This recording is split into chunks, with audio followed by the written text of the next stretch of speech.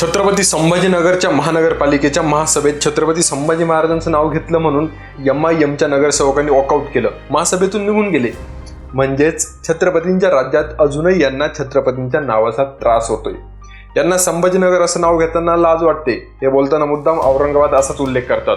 ज्या औरंग्याने इथल्या मातीला उद्ध्वस्त करण्याचा प्रयत्न केला, इथल्या संस्कृतीला ठेच पोहोचवण्याचा प्रयत्न केला, याविरुद्ध आपल्या शंभूराजांनी मुघल सत्तेला सुरुंग लावला.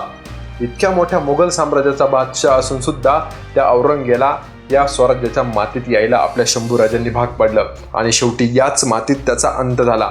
आणि हा औरंग्या अजूनही इथल्या काहींना हवासा वाटतोय.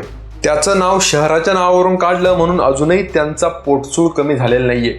म्हणून एक केविलवाना प्रयत्न म्हणून ते छत्रपती संभाजीनगर नावापुढे औरंगाबाद असा उल्लेख करतात. पण काहीही झालं तरी ते शहर छत्रपती संभाजीनगर या नावानेच ओळखलं जाईल, कोणी काहीही केलं तरी.